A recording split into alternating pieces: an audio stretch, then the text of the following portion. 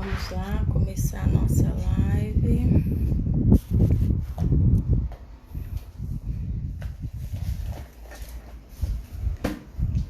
Boa noite. Sou a professora Sandra Celino e estamos aqui juntos para mais uma live aula, não é assim?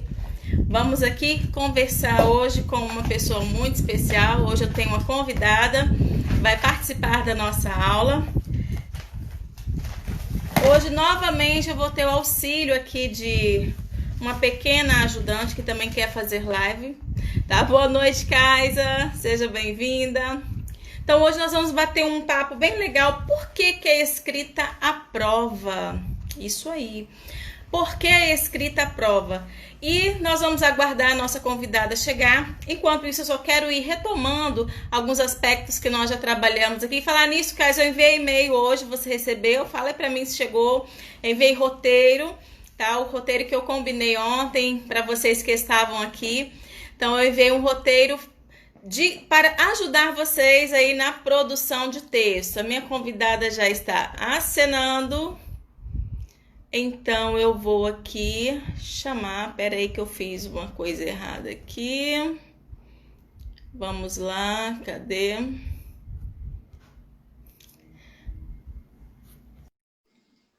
Sim, minha filha. Vamos aguardar, ver se vai dar certo.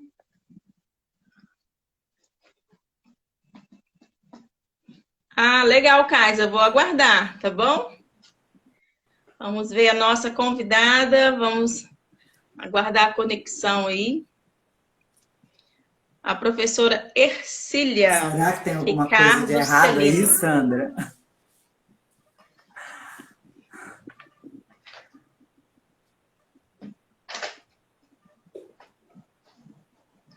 Vamos ver, tá aí ainda, talvez algum probleminha aí na conexão com a internet. Kaisa, a mim você está vendo? Kaisa, tá tranquilo? Eu aqui para mim ainda não tá aparecendo a Ercília. Tá tudo escuro ainda. Peraí. Tá tudo aí? Deixa eu... Ercília, eu vou desconectar e enviar de novo para você, tá bom? Para ver o que vai acontecer aqui, tá? Lá, vamos lá, deixa eu enviar de novo. Vamos ver aqui. Convite para a professora Ercília. Ana Brito, tudo bem com você? Boa noite. Seja bem-vinda. Vamos aguardar para ver, porque para mim ficou sem a imagem, ficou tudo escuro. Vão me avisando aí se a conexão está correta para vocês. Ana Paula chegando. Já vou logo cobrando. Ana, recebeu aí o e-mail que eu mandei hoje? Vamos. Deixa eu ver aqui. Ok. Recebeu, tá tranquilo. Estou aguardando a Ercília aceitar novamente. Vamos ver se está tudo ok com a conexão agora. Edriele passando, acenando. Olha só, ontem nós conversamos aqui sobre alguns detalhes da redação e somente depois que eu fui observar que chegaram perguntinhas. Devem ter chegado enquanto eu estava aqui na live, por isso que eu não vi a tempo. Então, aí depois eu respondi para vocês. Ercília, tá tudo ok aí? Você tá me vendo? Gente, para mim aqui não tá aparecendo a Ercília aqui na tela. Mas tá tudo certo aí para vocês? Dá para ver as duas? Vamos lá. E também eu não estou ouvindo. Para mim não está saindo som aqui. Para a Ercília também está com probleminha lá. O que está acontecendo, gente? O que está acontecendo? Quanto aí, mamãe? É a conexão, minha filha. A gente está aguardando aqui a nossa convidada de hoje chegar. Espera aí que eu vou mandar de novo. Quanto aí, mamãe? Vamos lá. Estou enviando novamente, hein? Quanto aí, mamãe? Ok. Agora eu ouvi. Agora eu não estou vendo, Ercília. Você está me vendo? Ah, agora sim. Eita, Lele, como diz a minha filhinha aqui. Eita, Lele. Mas, Kaisa, agora está visível, Kaisa? Vai deixando a gente aqui ciente, está tudo ok? Agora eu estou vendo, a Ercília estou ouvindo. E vocês aí, os nossos ouvintes, como que está agora? Tá tudo certo? Podemos iniciar o nosso bate-papo? Áurea entrando aí. Boa noite, Ercília. Boa noite, tudo bem? Tudo jóia. Então, gente, essa é a professora Ercília. Agora deu certo, nós vamos começar a nossa live. Vocês que viram a nossa divulgação, o tema dessa aula, desse bate-papo descontraído com a professora, é por que a escrita aprova? Por que que nós vivemos numa sociedade, né, que valoriza-se tanto a escrita, fala-se tanto, somos até chamados, a nossa sociedade é uma sociedade grafocêntrica. Peraí, eu vou tirar os comentários, tá? Deixa eu ver se eu consigo remover os comentários, porque estão no rosto da Pro. Aí, agora tá de boa, tá tranquilo, né? Sandra, a imagem está boa aí? A imagem? Para mim tá tranquilo. Agora a tá... imagem está Isso. boa? Parece estar Então, vamos lá. ofuscada aqui. Tá dando para te... Só tá um pouquinho escuro, não sei se é devido à lâmpada, mas assim... Mas eu não sei. Tá tudo aceso aqui. Tá, mas vamos continuar assim mesmo. Então, olha só. Eu vou pedir, então, para você, Ercília, que você se apresente para os nossos alunos. Peraí, o que aconteceu aí? Ah, isso. Pedir para você se apresentar para os nossos alunos. Quem é a professora Ercília? Fala um pouquinho dessa sua trajetória como professora, sua área. Embora eu tenha colocado ali letras, né? Mas comente um pouquinho para a gente sobre a sua formação. Quem é você? De onde? Gente, boa noite a todos, né? Primeiramente, é uma alegria estar aqui para compartilhar, né? Então, meu nome é Ercília, eu sou professora já há algum tempo, eu não vou falar a quantidade de anos, não, vai me comprometer, mas há algum tempo a minha formação é letras, né? E sou apaixonada por essa profissão. O tempo foi passando para mim e até hoje eu tenho paixão por essa profissão. Reconheço que é uma profissão essencial em qualquer época, mas na época atual, né, o professor ele tem o seu lugar. Então, assim, a minha formação é letras e ao longo desse tempo a gente vem fazendo as capacitações, as especializações, a formação para o Enem e trabalhando. Atualmente, eu trabalho com ensino médio, né, aqui em Linhares, né, sou capixaba, aqui em Linhares, na escola Nossa Senhora da Conceição. Legal. Então, para os alunos que são aqui de Linhares, a Ercília pertinho da gente. E alguns já devem ter saber, né? Devem ter feito essa conexão do nome, sobrenome aí, Celino, né? Celino da professora Celino, a Ercília Celino. Depois a gente vai colando no bate-papo e vai desenrolando esse grau aí, né? De parentesco, né, Ercília? Bora lá, então. Ercília, você comentou assim, essa questão de ser fundamental, mais do que nunca, hoje a gente vê que a nossa profissão, também a questão do profissional de letras, hoje está sendo muito requisitado. Esses dias, até conversando com um diretor de escola particular, ele comentando como é difícil encontrar um profissional hoje que queira trabalhar com as letras, porque, diz ele, é difícil achar um professor de português, é muito complicado. E no caso, você como professora de português há muito tempo, então que vem acompanhando, não vamos falar o tempo, né? Que vem acompanhando esses alunos. No caso, você tem filhos, que eu sei que eu conheço a sua história, você tem filhos. Fala para mim, filho de peixe, peixinho é, Ercília? Porque tem já filho de professor de português, gosta de ler, gosta de escrever. Como que é essa sua história aí em casa? Vamos compartilhar com a gente. Menina, eu acho que na biologia, filho de peixe é peixinho, mas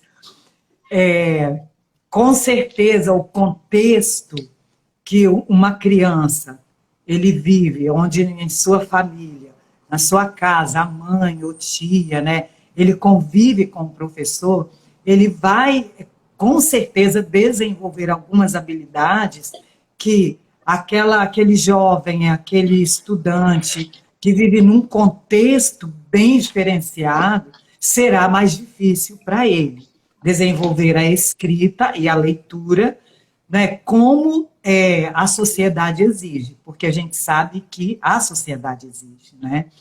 Então, assim, eu tenho a graça, né, de ter 3 filhos e eles leem, eles gostam muito mais de ler do que escrever, mas escrevem, né?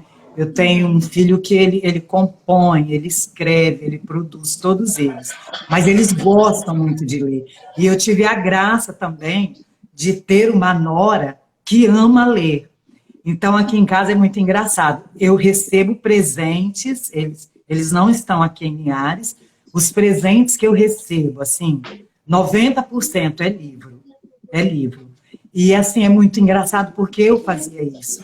Eu dava livro de presente, eu lia junto, eu perguntava, conta para mim o livro que você leu. Então, eles foram criados assim, eles gostam de ler. Esse ano mesmo, na pandemia, eles mandaram livros, eu li, me surpreendi com livros maravilhosos, né, que eu li, não somente livros relacionados à educação, mas livros relacionados à vida, né? Por exemplo, eu li um livro de um escritor que é Por Amor a uma Mãe. Pensa, conhecer todo o Afeganistão, a história de uma mãe, tudo que ela passou para ter o seu filho, toda a violência, né? Então, foi uma história muito impactante para mim. Estou lendo agora, né, do C.S. Lewis, um livro que eles também me enviaram. Então, assim, eu não sei, filho de peixe, peixe eu sei que na biologia mas graças a Deus, aqui em casa, eles leem, eles produzem, eles trocam ideias, eles mandam o que eles produzem para me ouvir. E isso é muito bom, isso é maravilhoso, maravilhoso. Legal. Essa questão de mandar o que produzem é mais uma questão de lazer, é o que eles produzem de lazer, ou eles mandam para você alguns trabalhos acadêmicos para mãe corrigir? Trabalhos acadêmicos, às vezes não é assim para corrigir, né? É para trabalhar mais aquela questão daquelas competência número 4, é a questão mesmo da ideia, da coesão, né? Ouvir a opinião, né? Não é bem assim a questão daquela correção rígida, né? É uma troca para ouvir mesmo. Mas, assim, eu não manjo da área deles, daquele conteúdo, né? Então, é mais mesmo para ver a questão das ideias. Mas eu gosto, é muito bom, muito bom.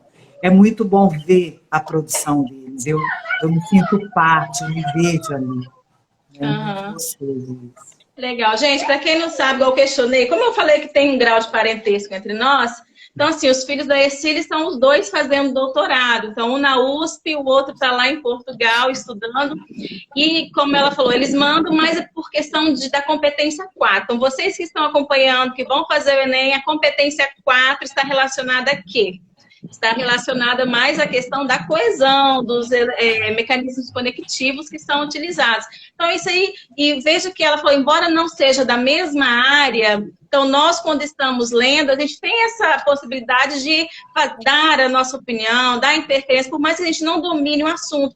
Por isso que também é importante você pedir, tá? Você, aluno, pedir a outra pessoa para ler o seu texto, tá? Porque é muito importante. Inclusive, quando eu estava fazendo a minha dissertação, uma orientação que a doutora Sandra, doutora Sandra Bassani pediu foi assim, Sandra, terminou sua dissertação, agora dê para alguém que não tem nada a ver com a sua área. Ela falou assim, pega seu texto e dê para uma pessoa nua e crua nesse assunto que você produziu. Se essa pessoa entender, então seu texto está perfeito. E foi isso que eu fiz, eu enviei para uma pessoa, claro que você tem que saber quem vai querer ler, né? Mais de 100 páginas de uma pesquisa de mestrado, mas assim, a pessoa leu, não tinha nada a ver, até da área de contabilidade. Eu falei assim, não, Sandra, tá inteligível, tá legal. Então isso é algo que você também pode fazer, tá, aluno? Fez no seu texto, dê para alguém ler. Se a pessoa não te parar, o que você quer dizer aqui? O que você quer dizer? É sinal que o seu texto fluiu, foi interessante essa troca. Então, veja bem, Sandra, fale. Exatamente, eu falo isso para os meus alunos no ensino médio. Olha, você produziu, agora você é mais um leitor do seu texto. Então, leia. Agora, dê o seu colega, dê o professor, dê alguém que possa ler e dar esse feedback. Porque aquilo que aquela pessoa disser sobre o seu texto vai ajudar a refletir sobre o escrito, vai ajudar na reescrita, que é muito importante, né? Vai desenvolvendo a habilidade. Isso é fundamental. Muitas vezes o aluno não gosta, mas isso é fundamental para desenvolver a habilidade de escrita. Com certeza. A reescrita, né, é fundamental. Uma das orientações também que eu passo para os meninos aqui que me acompanham, e até mesmo os do meu curso, produzir um texto, o professor devolveu, marcou erro, vai lá, refaça, corrigindo aqueles erros. Tá? Então, isso é fundamental. Eu até orientei a ter um caderninho, tá, para anotar todos os erros cometidos. E se voltar 2 ou 3 vezes, senão que você não está prestando atenção. Tá? Então, o professor corrigiu o mesmo erro em textos diferentes, então é sinal que você não se ateve, tá, a resolver aquele probleminha. Então, é preciso ficar atento a isso. Eu fiz assim, um roteiro para a gente acompanhar, e eu queria saber, já que você tocou nessa questão que você orienta seus alunos a pedir ao colega para ler e tal, os seus alunos, ou durante esse seu período, né, de sala de aula, de magistério, os seus alunos, você acha que os alunos eles têm consciência da função social da escrita, do papel da escrita? Como que você vê isso? Sandra, eu tenho visto que, infelizmente, né, assim, vamos dizer que a grande maioria, né, não tem esta noção dessa importância da escrita, desse valor social da escrita, dessa necessidade até, né? Eles não têm ainda essa noção. E eu vejo também que cabe a nós professores, né? Nós precisamos entender o nosso papel, né? Porque se ele, desde a pré-escola, ele chega ao ensino médio sem essa compreensão, eu acho que o nosso papel é um papel de repensar e de ressignificar as nossas práticas. Mas o que eu tenho visto nos meus alunos do ensino médio, eles não têm essa consciência. Um ou outro, e na medida em que nós vamos trabalhando, nós vamos exercitando com eles, eles vão percebendo isso, o comportamento desse aluno muda totalmente em relação à escrita, né? Quando ele compreende. E eu tenho, assim, muitas experiências disso, de ter o aluno ter outro resultado quando ele compreende essa função, esse papel, essa importância da escrita. Uhum.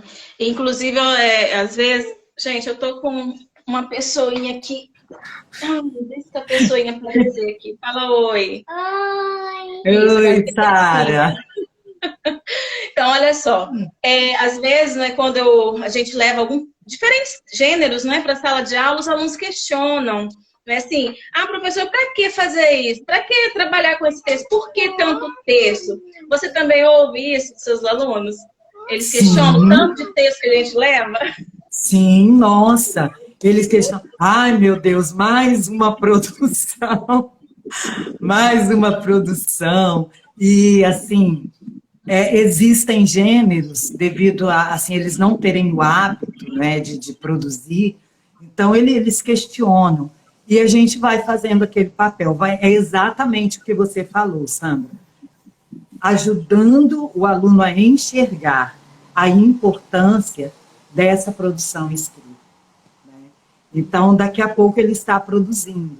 porque eles têm uma capacidade incrível. Eles têm uma capacidade incrível, eles têm uma dedicação que, quando ela aflora e eles conseguem. Né? E eles vão galgando esses degraus, né? Melhorando cada vez mais, tendo um senso mais crítico. É tão bom quando ele produz e chega. Nossa, professora, aqui eu vacilei, aqui era assim, assim. Então, isso é muito bom. E aí eles vão tendo essa consciência, ela vai sendo formada. Eu já compartilhei até aqui com o meu público que eu fiz a minha dissertação no 9º ano. E, a princípio, na pesquisa, eu questionei qual gênero que eles gostavam de escrever fora da escola. E eles não escreviam nada. Falaram que não escreviam, ou alguns bilhetes para a mãe, ou teve quem dissesse que acho que só um aluno, numa turma, falou que escrevia poema, outro falou que escrevia música, mas assim, a escrita fora da sala de aula, eu vi que eles não praticavam. E quando eu questionei se eles usavam os gêneros digitais, 80% falou que fazia. Eu falei assim, como assim? Você acha, então, que escrever fora da escola é só os gêneros que nós trabalhamos na sala de aula? Então, eles ainda tinham essa mentalidade. Quando a gente falava, você produz fora da sala de aula? Eu falo, não. Sendo que eles viviam o dia todo mandando mensagem para um colega, colocando uma observação embaixo de uma foto, né? Assim que eles fazem no Instagram, no Face, para quem ainda usa, ou no WhatsApp com os colegas. Então, eles escrevem, sim. Só que eles estão escrevendo mais os gêneros digitais, não aquele gênero que a gente, o livro didático traz para a gente. E aí, quando eu falei que eu ia fazer um trabalho com gêneros digitais, eles acharam assim o máximo, gostaram. Só que quando fui para a prática, não tinha um laboratório na escola. E aí eu tive que bater um papo com eles. Eu preciso desenvolver uma pesquisa. E eu decidi, eu preciso que vocês cheguem a um consenso. Vamos trabalhar o gênero redação do Enem? Aí, claro que alguns falam, não, sair de um gênero digital para trabalhar com o gênero redação do Enem no 9º ano. Alguns não gostaram da ideia, mas eu observei assim, que a maioria foi muito sensata. Falei assim, poxa, é um gênero que a gente vai precisar lá na frente. Uns falaram, né? E eu vi que era aqueles... Sempre tem um líder na sala que fala... Aí quando esse aluno fez essa observação, os outros também falaram, é verdade. Aí falaram assim, a gente vai precisar disso lá no ensino médio. A gente vai ter de aprender. Então, nada melhor do que a gente começar agora. Aí alguns começaram a discutir e outros falaram, mas parece que é muito difícil, professora, o gênero redação do Enem. E aí, só que quando eu fui trabalhando e fui mostrando, eles viram que era possível. E depois, no final, quando eu passei uma avaliação, né, do projeto, eles falaram assim, olha, era interessante que todos os 9º anos tivessem essa visão da redação do Enem. Porque às vezes ela assusta. Muitos alunos acham, quando eu falei que ia trabalhar a redação do Enem, Deus me livre, professora. Meu irmão está lá no 3º ano, eu vejo lá morrendo, se escabelando para aprender. A senhora quer fazer isso com a gente no 9º ano? Então, assim, foi um auê, mas aí a gente foi contornando. E quando eles viram a importância e como que seria o projeto, depois nós desenvolvemos e eles falaram, não, realmente seria interessante que todos os 9º anos aprendessem o gênero redação do Enem para chegar mais tranquilo lá no 3º ano. Né? No caso, você que trabalha com ensino médio, nem sempre você tem a possibilidade de vir com esses alunos desde o 1º ano. Os seus alunos, no 3º ano, quando você fala da redação do Enem, qual é a reação deles? Eles têm medo? Eles acham que é difícil? Como que eles agem lá no 3º ano? É uma mistura de tudo isso, né? É o medo, acha difícil, eles não têm esse hábito dessa leitura, né? Porque o gênero, ele vai surgindo da necessidade da sociedade. A sociedade cria, né?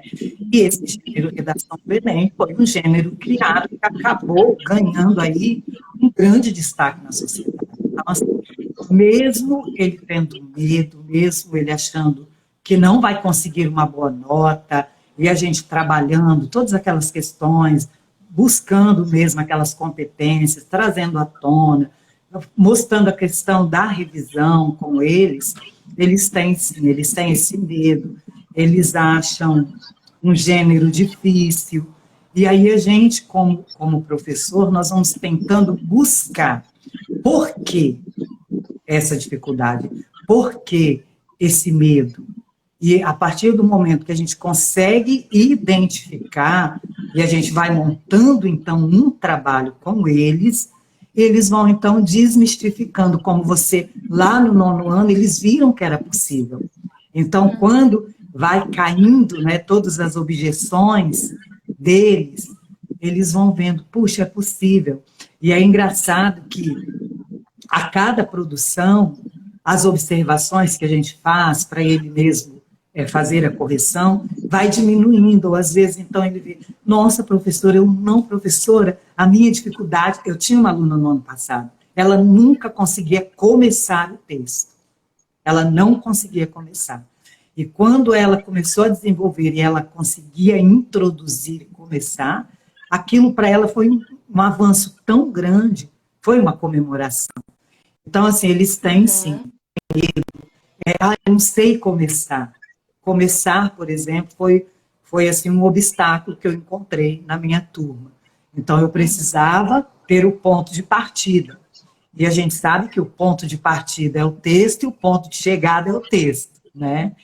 Então, a gente vai trabalhando, mas eles chegam, sim, na 3ª série, e eu tive uma aluna que ela falou, professora, eu não vou fazer o Enem, porque eu não vou conseguir a redação, então eu prefiro não fazer. Olha o trabalho que nós temos, né? Por isso que esse trabalho, quanto mais cedo começar, Sandra, é melhor, muito melhor, o resultado será totalmente diferente. Isso. Olha só, o aluno chegar a não fazer o Enem por medo. E ela não fez isso. Olha como que é complicado isso. A pessoa, ela perde um ano da vida dela estudantil, né? Então, olha a importância de começar cedo. Então, eu tenho alunos aqui que acompanham, que são do 2º ano, do 1º. Então, você já está, então, assim, bem à frente, que você decidiu começar agora. Então, quando chegar ao 3º ano, você já vai estar mais tranquilo, porque você vai saber a estrutura. E essa questão que você colocou aí, da dificuldade de iniciar, é uma das coisas que os alunos sempre me mandam mensagem. Inclusive, eu abri caixinha de perguntas e eu tive 2 sobre essa questão. Como iniciar? Eu não consigo iniciar. Então, como a Ercília falou, o texto, você sai dele e chega, aí é o início a chegada, né? A partida e a chegada. E uma das orientações, então, fala, leia, você destaca os aspectos importantes, não é assim? E até ontem eu falei que eu ia mandar um roteiro para um aluno seguir, que eu falo que um texto sem um planejamento é complicado. Então, o aluno precisa ter esse hábito também de ter um planejamento, ter um roteiro. Então, para aqueles que me pediram, eu enviei hoje o roteiro de produção.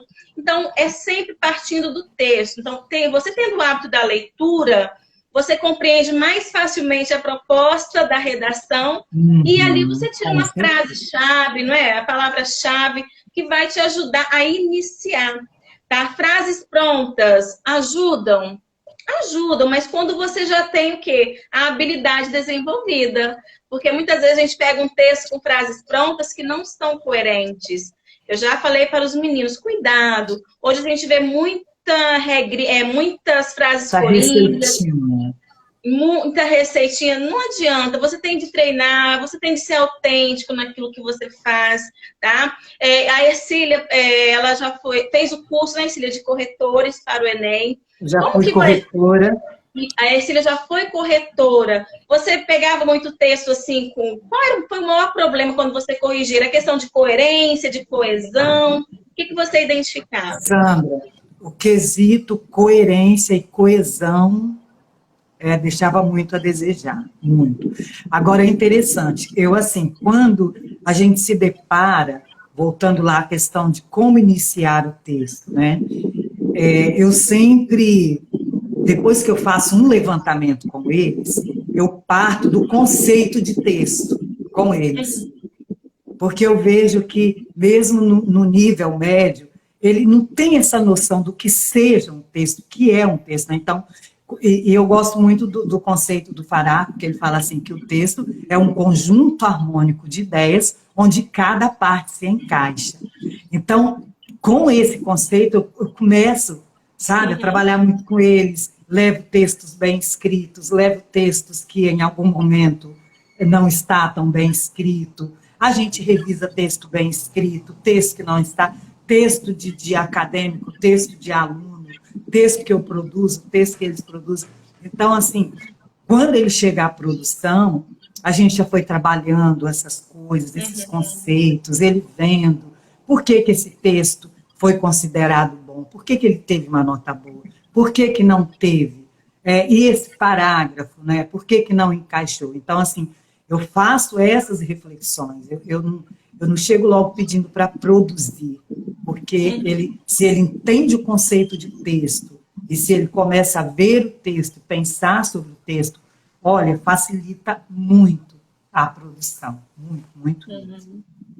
Pois aí, então, querendo ou não, meninos, meninas que estão aqui acompanhando a live, a escrita, ela é fundamental para a sua aprovação. Seja aprovação na sociedade, seja aprovação no Enem, seja aprovação na vida acadêmica. Cecília, fale um pouco para a gente dessa questão. O Darlan, você tem um filho que está trabalhando somente agora, né, na área digital e tal, na startup. A escrita, para esse trabalho dele, nesse meio que é tão novo, foi importante, sim ou não? Sim, sim, importante. A leitura, a escrita e o domínio de uma língua estrangeira.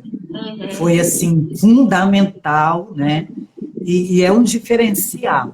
Então, assim, ele escreve muito. Todo o trabalho, ele faz esse trabalho via internet, através do notebook, mas é todo baseado na escrita. E, em alguns momentos, a produção do texto oral, da oralidade, que às vezes a gente não fala muito, né? Mas eles trabalham muito também com o texto oral, com a oralidade. Por quê? É uma corporação.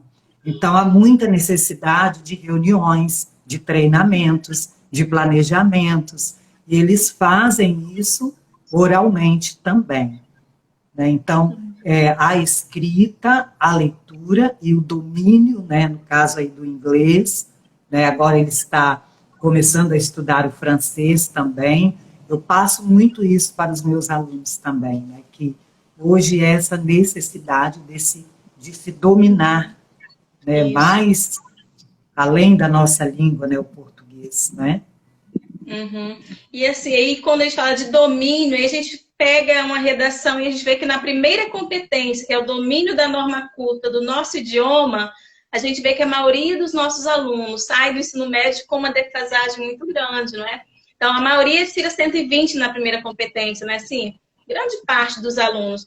Porque, infelizmente, eles acabam cometendo muitas inadequações, erros de ortografia, erro de acentuação, erro de concordância. Então, olha só, o domínio da escrita é fundamental, não só para a sua aprovação lá, para ter uma boa nota na redação do Enem, que é fundamental, mas assim, na sua vida cotidiana, na sua vida acadêmica. Inclusive, esses dias um aluno até comentou aqui que se você não conseguir produzir o seu TCC, a sua monografia, como que você vai ser aprovado depois lá na faculdade? Então, os trabalhos que você irá produzir, né? Eu tive um aluno uma vez que eu cobrando um texto, né, que trabalho de casa, e você, professor, não esquenta não, aluno de terceiro ano, pré-vestibular, esquenta não, professor, eu vou fazer agronomia, eu vou mexer com gado, eu vou mexer com boi, eu vou mexer com peão, e eu não vou precisar de escrever nada. Eu falei assim, gente, como que está enganado? Quem te falou isso? Lê do engano, né? Assim, como você vai passar por uma faculdade, dependendo da sua profissão, você vai ter de emitir um relatório, fazer um resumo, né? Assim, a maioria das profissões precisam disso. E o aluno, ele pensa, eu vou para essa área porque eu não vou precisar de escrever. Você vai precisar, sim, da escrita, mesmo que seja exata, não é? Fala aí, você que tem esses dois... Ele vai ser um agrônomo, um engenheiro, E na hora da visita técnica, e o relatório da visita técnica, né? Isso. Então, ele vai produzir muitos relatórios sobre se ele vai ser, por exemplo, um veterinário. Ele vai ter que produzir relatório sobre a saúde daquele animal, sobre aquela alimentação. Então, assim, nós vivemos no mundo da escrita, sabe, Sandra? Uma coisa que é engraçada, que eu gosto, é essa proliferação dos gêneros textuais, né? Então, por exemplo, há anos passados, eu não ia pedir ao meu aluno, produza um comentário sobre tal coisa. Hoje é um gênero que eu preciso trabalhar na escola, porque ele está aí na sociedade. Como você falou, ele produz comentário aqui, comentário ali. Por que não trabalhar o gênero comentário na escola, né? Então, nós, como professores, nós precisamos ter esse entendimento. Eu vou ser agrônomo, mas você vai emitir relatórios, você vai fazer uma visita técnica, e se você estiver coordenando ou um grupo de agrônomos, né? Então, a sua oralidade, a sua produção oral, coordenando uma equipe. Então, eu passo muito essas coisas para eles, né? Eu tive uma experiência muito legal no ano passado com um aluno do 2º ano. Eu falava muito com eles a questão, porque assim, o aluno de hoje, Sandra, com 15 anos, né, bem novo, ele vai para o menor aprendiz. Isso não acontecia na minha época lá, os meninos, quando eles trabalhavam, era ajudando a mãe, era ajudando o pai num negócio próprio, né? Então, eu ajudava a minha mãe no salão, meus irmãos ajudavam na autoescola, era aquele negócio de família. Então, não havia essa questão da produção ali. Mas hoje não. Ele vai para o menor aprendiz, ele vai passar por uma entrevista, ele vai produzir um pequeno texto, ele vai passar por um momento da escrita. Então, eu trabalho muito isso com eles. E aí ele chegou um dia, né, escreveu uma carta pedindo um trabalho lá na Jurong. Aí ele chegou, já tinha até terminado, ele chegou quietinho na mesa. Professora, vê aqui, eu estou escrevendo, solicitando que eu preciso trabalhar e tal, e tal. Aí eu fui lendo assim, fui olhando para ele, gente, eu fiquei maravilhada com a escrita dele, eu fiquei assim, maravilhada mesmo. Aí eu só ajudei, né, a adequar algumas coisas ali, mas no geral ficou muito bom. Eu falei, mas você vai enviar? Eu estou pensando e tal. Eu falei, envia, você fez com essa finalidade. Então, que a escrita tem uma finalidade, né? Essa é a finalidade, envia. Gente, ele enviou e a gente esqueceu. Quando foi no final do ano, ele teve o retorno, passou em resposta à carta, foi entrevistado, passou, né? Então, assim, eu fiquei tão feliz, né? Então, hoje, desde novo, precisa desenvolver essa habilidade da escrita, porque mais novo eles estão sendo inseridos nesse mundo aí mesmo, né? Isso. O meu esposo, teve uma vez que ele foi fazer uma entrevista, chegou lá, ele assim, estudou tudo sobre a empresa, era uma multinacional e tal, ele foi no portfólio, ele se preparou para qualquer pergunta que fizesse para ele sobre a empresa e tal, tal. Quando chegou lá, cumprimentaram, deram uma folha, mandaram ele escrever uma redação. Aí você ficou assim, uma redação, produziu um texto. E foi ele para essa linha lá, deram o prazo, né? Produziu uma redação, um texto. Falei assim, poxa vida, claro que ele pode aproveitar um pouco do que ele havia lido, mas chegou de surpresa. Então, olha com só. certeza, Sandra, ele tinha argumentos, né? Que é muito importante, né? Ele tinha estudado. Daniel também, primeira vez. Depois. Ai, que bênção. É isso, né? A escrita mostrou, olha que interessante, né? A escrita refletiu quem é ele. Isso. Né? E contribuiu, com certeza, para que ele conseguisse o trabalho. O Daniel também, a primeira vez que ele foi procurar um trabalho, né? Foi na do Coco, aqui em Linhares. Ele ia fazer o primeiro ano da universidade. E ele chegou lá e tal, meio tímido, daquele jeito. Aí a empresa falou assim, escreve por que essa empresa tem que te contratar. Gente, eu não sei o que ele escreveu, ele conseguiu.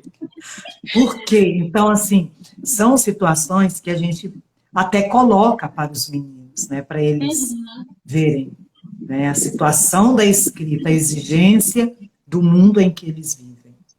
E toda vez que você tem de colocar o porquê, isso é argumentação, tá? Para você que está aí acompanhando, aluno. Então, quando a gente fala que lá na introdução da redação, você tem de dizer o porquê aquele problema está acontecendo, então a resposta a esse porquê é a sua argumentação. Então, você vai ter de mostrar para o corretor por que você diz que o problema no Brasil igual eu citei o exemplo ontem, que é um desafio a inclusão digital no Brasil devido à má administração pública. Tá, mas com base em que você está dizendo que é devido a isso? Então, quando você responde ao porquê, é a argumentação. Então, é um texto dissertativo argumentativo. Então, gêneros, como a Ercília falou aqui, eles se proliferam, eles nascem das nossas necessidades. Então, eles são criados para quê? Para que haja essa comunicação e dependendo do contexto, da finalidade que você precisa saber a estrutura do gênero. Então, a estrutura do gênero redação do Enem é muito específica. E você não pode ir para lá sem saber essa estrutura, né? Então, por isso que a gente trabalha, e eu estou aqui nesse intensivão, tá? Eu falei assim, um curso gratuito, intensivão até janeiro, para a galera aprender essa estrutura do gênero redação do Enem, que é nada mais do que você produzir um texto argumentando o porquê de determinada situação e, é claro, no final, uma especificidade da redação do Enem é sugerir soluções para aquele problema. Eu vou voltar aqui os comentários, ver se eu consigo aqui, minha bebê que dormiu. Alguém tem algum comentário, alguma perguntinha a fazer para a professora Ercília, tá? Aí, igual eu comentei, ela já foi corretora do Enem, fez o curso. Alguém tem alguma perguntinha específica, alguma dúvida aí a fazer? Se não tiver, nós vamos encerrar esse bate-papo. Eu falo que as nossas aulas aqui, elas são de, no máximo, 30, 35. Hoje já estamos em 40. Olha que bacana. Passamos aí dos 40 minutos nesse bate-papo bem legal. Alguém tem alguma perguntinha para fazer para a professora Ercília? Alguma pergunta relacionada ao gênero redação do Enem? Se não houver, nós vamos então para as considerações finais, tá? Se não há perguntas, Ercília, faça suas considerações finais, então, por favor. Dizer, né, para esse candidato, né, que ele precisa se posicionar, né? A redação do Enem, ela pede um posicionamento, ela pede uma sugestão para a solução, né? E ele precisa ter isso em mente. Agora, como construir esse posicionamento, a sua tese, né, aquilo, é você, com o seu conhecimento, as leituras que você faz, as leituras de mundo, as experiências de convivência com pessoas, tudo isso vai contribuir. A filosofia, a sociologia, né, eu sempre falo com os meninos, os estudos da filosofia e da sociologia são importantes demais, né? Para embasar, não é isso, as nossas produções. E que você acredite em si mesmo. Se você estuda, se você busca, se você produz, se você é crítico da sua própria produção, vá acreditando, sabe? Você não será frustrado, não será. Eu posso dizer isso por experiência, né? É estudar, é produzir, né? É isso. Sucesso aí para todo mundo. Surgiu uma perguntinha aqui. A Ana Paula está querendo saber o que zera uma redação do Enem. O que pode zerar? Nossa são vários quesitos, né? Assim, ninguém tira zero por causa de um aspecto só, né? Agora, o desconhecimento do tema, desconhecimento do assunto, a não abordagem do assunto, você pecar na estrutura, pecar no conteúdo, vai levar a zero, né? E além daquelas normas, né, lá, da quantidade mínima de linhas, se você não alcança nem o mínimo, não é isso? Tudo isso. Então, assim, ninguém zera por um quesito só, a não ser que ele não produziu, ou que ele produziu apenas lá 5 linhas. Aí pode acontecer, né? Igual 5 ou 7 linhas, zerou, tá? Desconhece Zerou. a estrutura, também vai zerar. Isso aí. E se você Isso fugiu aí. do tema, não atendeu a proposta, também já era. Então Vai não zerar. adianta nada. Aham. Né? Aí faz um texto, às vezes faz um texto até assim, com certa coerência, com coesão, amarra, aprendeu os conectivos e tal. Mas ele fugiu ao tema, ele não completou o mínimo, né, ali, não se posicionou, então vai zerar. Porque o objetivo desse gênero é bem claro. Uhum. A Ana está falando assim que nunca zerou, mas já cheguei a 400 e um pouco de pontuação. Até um pouquinho mais. Então, olha, Ana, provavelmente então, você ficou com a estrutura expositiva a maior parte do tempo, não houve um posicionamento, deve ter cometido algumas infrações na conclusão. Então, tudo isso aí acaba contribuindo para essa nota abaixo de 500, abaixo de 600. São esses problemas que a gente identifica, tá bom? Então, a Ercília já havia feito as considerações finais. Então, Ercília, eu quero te agradecer, tá, por ter aceitado o meu convite de estar aqui. Daí eu coloquei lá, Ercília, professora de português. Mas Ercília também é coach. Quem sabe algum dia a gente traz a Ercília aqui, não como professora de português, mas como coach aí de relacionamento, de comportamento, para dar algumas dicas para vocês. Então, muito obrigada. O nosso grau de parentesco, então, gente, eu estava no casamento da Ercília, tá? A Ercília, quando ela casou, tinha 7 anos. Não vou falar quantos anos ela tem de casada, não, porque só vamos saber. Mas você estava no segundo casamento também. Ercília aí é a minha cunhada, casada com um dos meus irmãos mais velhos. E foi uma das pessoas que eu me espelhei também, que eu lembro quando ela fez letras, nossa, era tão complicado fazer uma faculdade, né, Ercília? Eu ficava, não, a minha cunhada, ela é professora de português, eu falava, graduada. Então, assim, foi uma das pessoas também que me espelhei no início aí da profissão. Então, muito obrigada por aceitar o convite. Obrigada a Romilda você. Passando por aqui, a todos que passaram e permaneceram conosco.